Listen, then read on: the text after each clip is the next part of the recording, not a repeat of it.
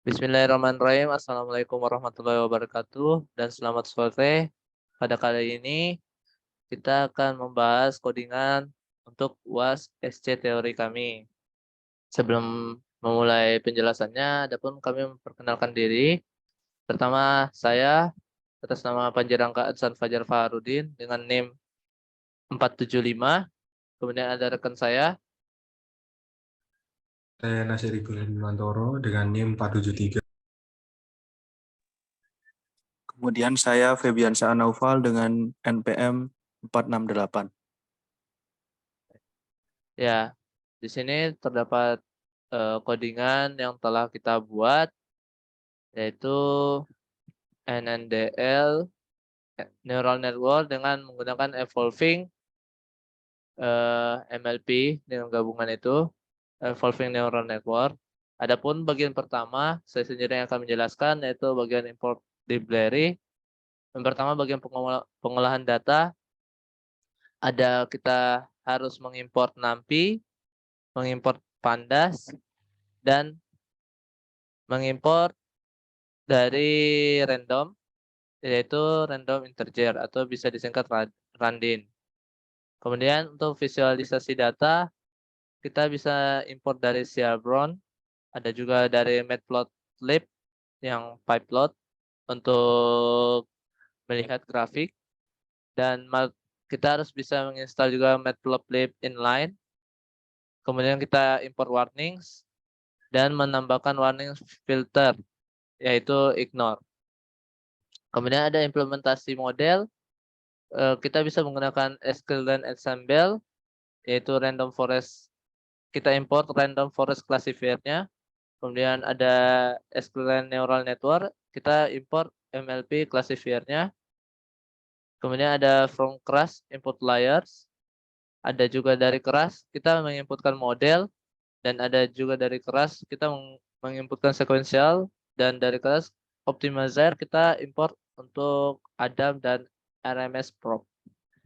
Kemudian untuk pembagian datanya, kita dari sklearn model selection kita importkan train test split untuk pembagian datanya. Kemudian evaluasi modelnya, kita dari sklearn mengimportkan matrix, dan dari sklearn matrix kita mengimportkan sebuah akurasi score, recall score, dan precision score untuk di call. Dan dari sklearn model selection kita bisa mengimportkan key fold dan cross file score. Kemudian yang kedua ada data understanding, yang dimana kode ini kita bisa menghilangkan label gender pada data BC ini, karena untuk memisahkan antara data fitur dan data label agar perhitungannya mampu dibedakan dengan data labelnya. Dan kami di sini mengganti labelnya yang awalnya string, kami menjadikan integer agar program bisa dijalankan dan dapat diproses. Dan kami semua mengubah data female menjadi bernilai 0, sedangkan data male jadi 1. Seperti ini kodenya. Dan untuk displaynya, kita memanggil data BC pakai head. Kemudian kita print all the feature data untuk menampilkan all the feature. Kemudian yang ketiga, penyiapan dataset. Di sini penyiapan datasetnya kita untuk memisahkan antara label dan data yang akan digunakan. Seperti itu. Selanjutnya dijelaskan oleh rekan saya, yaitu definisi model pada seleksi data dan update. Oke, untuk definisi model seleksi dan update, yang pertama itu membuat log model dengan sistem yang digunakan atau classifier yang digunakan adalah random forest dengan estimatornya 200 dan random state-nya 0. Untuk perhitungan yang pertama adalah initialization dari populasi. Nilai yang diambil adalah size dan nfit. Kita membuat sebuah fungsi baru untuk menyimpan nilai dengan nama population.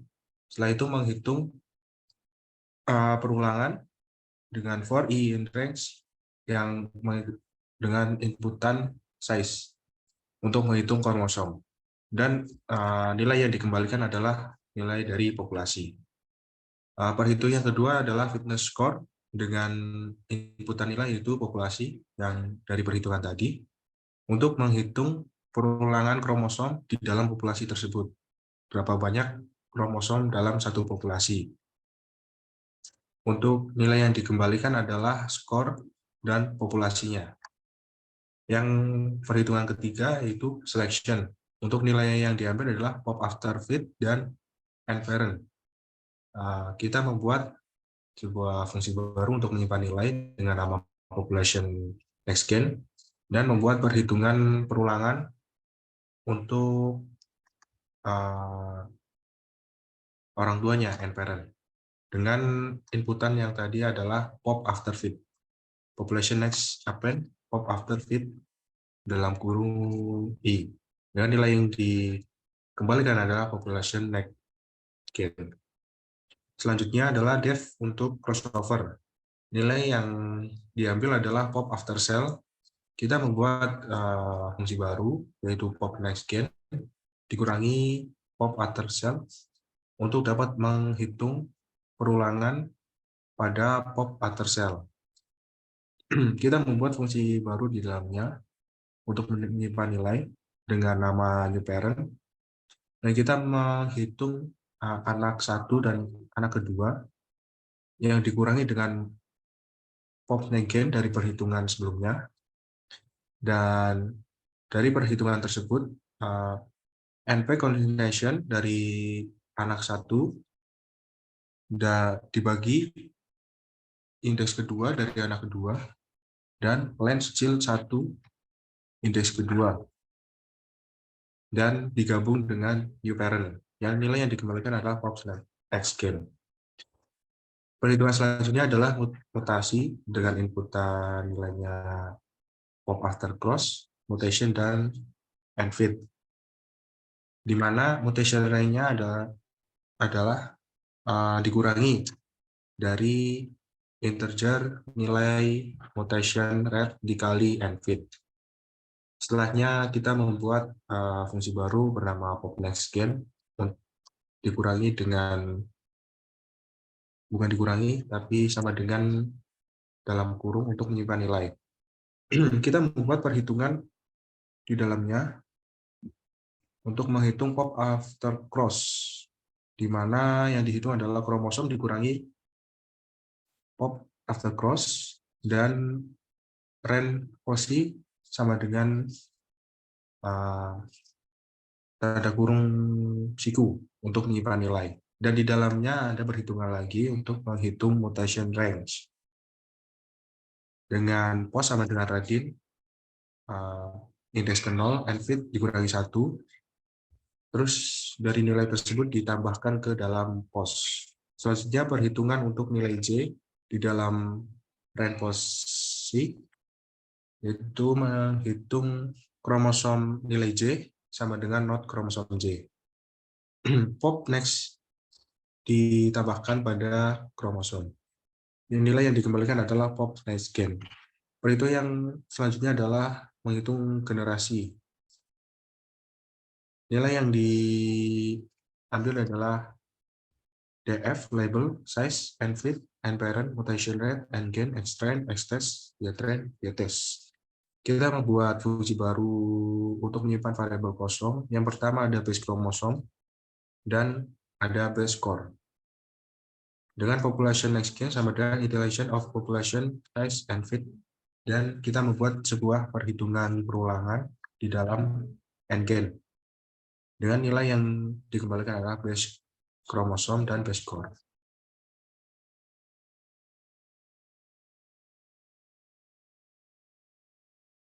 Baik, terima kasih kepada rekan saya. Selanjutnya, teman saya akan menjelaskan pada bagian modelnya. Silakan. Oke, untuk model ini yang pertama ini model neural network ya. Jadi yang pertama kita buat itu model menggunakan scalar, itu yang pertama. Kemudian yang kedua menggunakan library TensorFlow. Kemudian dengan optimizer-nya Adam. Dan yang kedua sama menggunakan TensorFlow, akan tetapi menggunakan optimizer RMS Prop. Kita langsung saja ke codingannya. Di sklearn itu max iterasinya sebanyak 100, random start-nya sebanyak 0. Kemudian classifier-nya sklearn. Kemudian untuk yang menggunakan TensorFlow dengan optimizer Adam itu menggunakan learning rate 0,001. Kemudian kita menggunakan satu layer input itu sebanyak 7 nodes. Kemudian dengan 2 hidden layer dan dengan 1 layer output dengan activation sigmoid. Kemudian model dikompile menggunakan optimizer Adam, kemudian loss-nya menggunakan MSE, matriksnya menggunakan akurasi. Kemudian kita lanjutkan dengan model neural network menggunakan optimizer RMS Prop dengan learning rate 0,001, kemudian RHO sebesar 0,8, epsilonnya 1E min 0,8.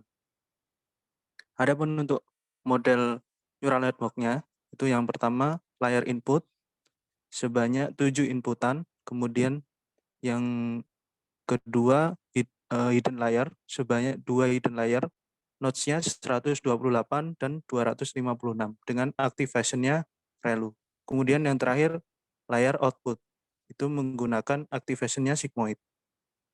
Kemudian model yang ketiga kita compile menggunakan optimizer RMS Prop dengan loss MSE, matriksnya akurasi. Kita lanjut untuk membuat evaluasi model.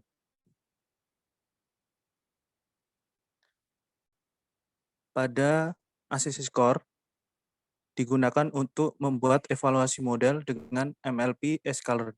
Pada evaluasi model sklearn menampilkan hasil akurasi, recall, dan juga precision. Sedangkan ACC Score 2 digunakan untuk membuat evaluasi model dengan MLP keras atau TensorFlow untuk membedakan dengan yang ACC Score atau yang menggunakan sklearn tadi. Kita langsung saja ke codingannya. Untuk yang pertama, fungsi ACC Score yang pertama itu berisi DF dan label. Kemudian kita tambahkan variable score dengan isi PD data frame, isinya classifier. Kemudian kita buat variabel baru J berisi 0, kemudian ACC itu berisi inputan, kemudian bukan inputan tapi berisi nilai, kemudian recall sama dengan nilai 0, kemudian precision itu sama nilainya 0, kemudian hasil split test tadi, xtrain, xtest, ytrain, ytest sama dengan split yang berisi df dan label. Kemudian kita lakukan perulangan for i in models 1. Di dalam perulangan tersebut terdapat variabel model yang berisi i, kemudian model kita gunakan fungsi fit yang berisi xtrain dan ytrain. Kemudian setelah model kita fungsikan dengan fit, kita lakukan prediction dengan model dengan fungsi predict. Adapun untuk isinya yaitu xtest. Kemudian akurasi kita gunakan fungsi append, isinya akurasi score dengan function akurasi score. Kemudian isinya ytest dan prediction. Kemudian recall dengan fungsi append dan kita recall score dengan isi y-test dan prediction. Kemudian precision dengan fungsi append. Kemudian fungsinya precision score, isinya y-test prediction. Kemudian J tadi sama dengan J plus 1. Kemudian kita panggil lagi skor akurasi sama dengan akurasi. Skor recall sama dengan recall, skor precision sama dengan precision. Kemudian skor short value by akurasi ascending false-nya, ascending false in place sama dengan true. Skor reset index, skor dengan fungsi reset index itu kita isi drop sama dengan true, in place sama dengan true. Kemudian kita kembalikan ke skor. Kemudian ACC skor 2 dengan isi DF dan label. Di dalam fungsi tersebut terdapat variabel skor 2. Di dalam skor 2 kita panggil PD data frame dengan isi classifier 2. Kemudian J2 sama dengan 0, ACC 2, akurasi 2 sama dengan nilai kosong. Kemudian kita ambil tadi yang split data, extend, xtest, ytrend, ytest dengan split df dan label. Kemudian di dalam ACC score 2 terdapat perulangan for i in models 2. Di dalam perulangan tersebut terdapat model 2 sama dengan i. Kemudian model 2 kita pakai fungsi fit. Kemudian di dalam fitting model dengan inputan xtrend, ytrend, kemudian batch size-nya 50, epochnya 100. Kemudian loss dan test itu sama dengan model 2.evaluate dengan isi xtest dan ytest. Kemudian akurasi 2 dengan fungsi append dengan inputan test. Kemudian J2 sama dengan J2 plus 1. Kemudian kita panggil skor 2 sama dengan skor 2 dengan nama akurasi sama dengan akurasi 2. Kemudian skor 2 dengan fungsi short value dengan inputan by-nya dengan nama akurasi, ascending-nya false, in place-nya true. Kemudian skor 2 dengan fungsi reset index dengan inputan drop-nya itu true, in place-nya itu true. Kemudian kita kembalikan ke skor 2. Selanjutnya, bahas lagi Mas. Itu devplot dengan isian inputan skor X, Y, dan C sama dengan B. Itu digunakan untuk menampilkan grafik. Jadi fungsi plot ini digunakan untuk menampilkan grafik. Kemudian di dalam fungsi tersebut terdapat variabel gain dengan inputan 1, 2, 3, 4, 5. Kemudian PLT, pyplot, dengan fungsi figur, dengan inputan fix size-nya sama dengan 6,4. Kemudian variabel ax dengan seaborn, dengan fungsi point plot, dengan inputan X sama dengan gain, Y sama dengan score, color sama dengan C. Kemudian ax dengan fungsi set, dengan inputan X label, dengan nama generation, Y label, dengan nama akurasi. Kemudian ax set yang kedua, yaitu dengan inputan Y lim, sama dengan X dan Y. Kemudian implementasi model. Ini implementasi model sklearn. Dari pemodelan sklearn tadi diperoleh akurasi sebesar 94%, kemudian recall-nya 95%, precision-nya 94%. Adapun untuk implementasi model keras dengan inputan data BC dan label BC, itu diperoleh akurasi untuk penggunaan RMS prop, optimizer RMS prop, itu sebesar 96%, kemudian optimizer Adam sebesar 95%.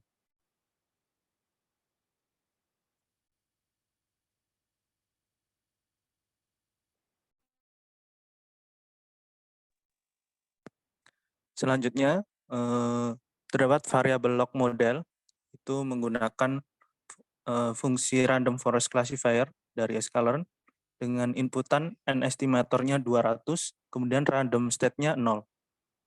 Kemudian di random forest tersebut, kita gunakan data Xtrain, kemudian Xtest, Ytrain, Ytest, dengan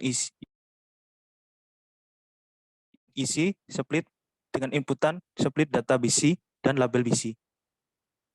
Kemudian variabel kromosom DF BC, kemudian skor BC sama dengan generation dengan inputan data BC, label BC, size-nya sebesar 80, and fit sama dengan data BC shape 1, kemudian n parent sama dengan 64, mutasinya sebesar 20%, kemudian n gen-nya sama dengan 5.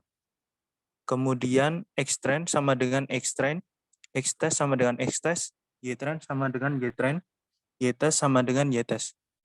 Dari hasil codingan tersebut diperoleh base score in generation 1 96%, kemudian generasi 2 96% juga. Kemudian generasi yang ketiga 96%. Ini semuanya 96%, hanya beda di angka belakangnya saja. Sedikit berbeda. Kemudian yang terakhir kita buat grafik plot itu dengan isian skor BC dari atasnya itu random forest. Kemudian dengan dengan inputan skor BC, kemudian 0,9, kemudian 1 dengan warna gold. Insya Allah itu. Baik, terima kasih kepada rekan saya yang telah menjelaskan dengan baik. Mudah-mudahan dapat dimengerti dan dapat dipahami dengan mudah. Kami tutup dengan ucapan wabillahi taufiq wal hidayah. Wassalamualaikum warahmatullahi wabarakatuh.